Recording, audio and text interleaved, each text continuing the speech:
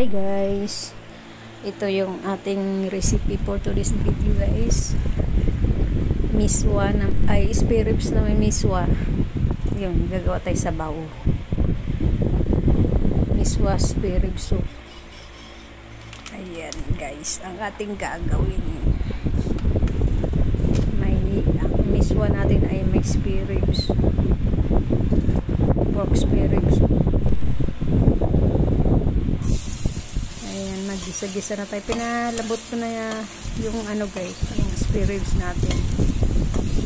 Para hindi na tayo tagal masyado. Ayan, ginigisa lang natin ang bawang. Ipapa-brown ko to guys. Isang buong bawang. Ipapa-brown ko. Tapos tanggalin ko din. Ayan, tinanggal ko siya para igisa ko yung onion kasi itatoppings natin yung kalahati niya. O di nilahat ko na lang, tapos maglalagay na lang tayo mamaya ulit ng kalahati nun. Ayan, yan lang natin yung sibuyas. Pag maluto yung sibuyas, natin yung kamatis. Mga 4 na kamatis ang ginamit ko dito guys.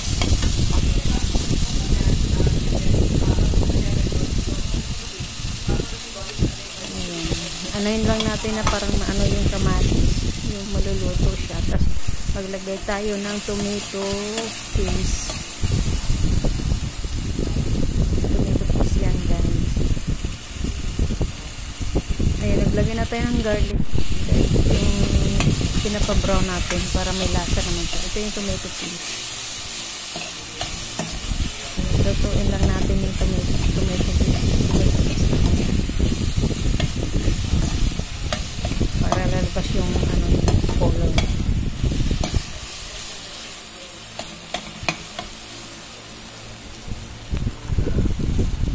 Ang hihina ulit ito.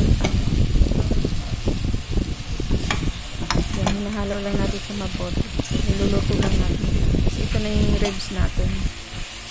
Ito yung pampalasa natin talaga sa miswa. Masarap to guys. Miswa spare ribs soup.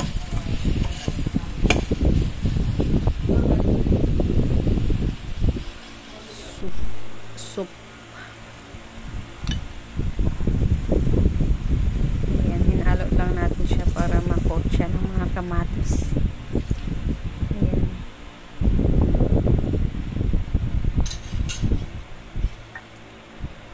Ayan, naglagay na tayo ng tubig. Ayon sa gusto nating dami ng tubig.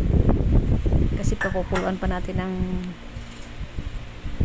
yan, medyo ilang minutes pa. Kasi para lalabas pa yung katas ng karne. Kasi hindi tayo maglalagay ng pampalasa. Yan na yung pampalasa natin guys.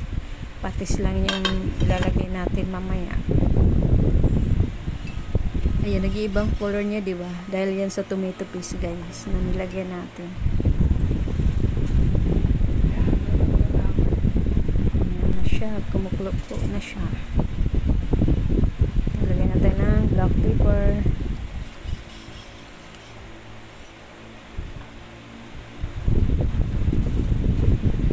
Yan guys, soy sauce konti, or pwede rin seasoning kung gusto niyo. Tas patis, pero yung nilagay ko soy sauce yan, konti lang.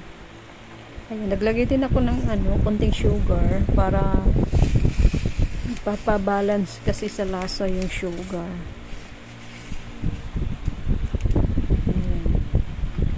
Yung camera natin at nakukubira ng usok singaw. Ayan, lagay natin ang miswa. Hindi yan isang buo guys, yung may natira pa kasi kaming luma, kaya ayan, dinagdag ko siya, sayang naman.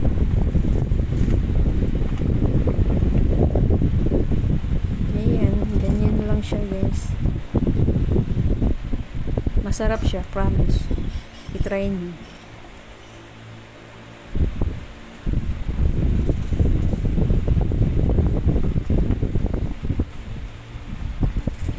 Ayan, naglalagay lang ako ng spinach para may green tayo.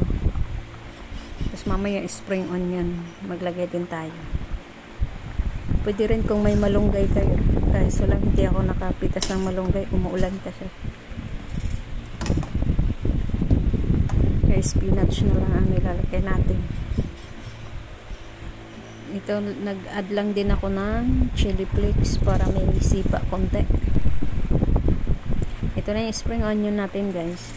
Tapos nagtira lang tayo ng konti para pang toppings. Kasama ng garlic natin. Ayan na, ang sarap na itsura niyan, guys. Luto na to. Kasi ang spinach mabilis lang maluto. Ayan, maghain na tayo.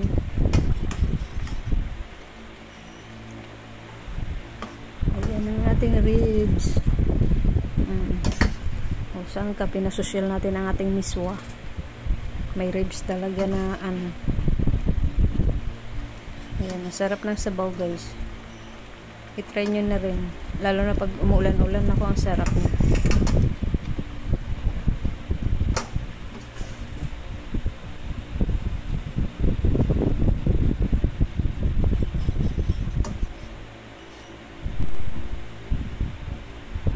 Ayan, umuusok pa. Sumisingaw-singaw pa yung init.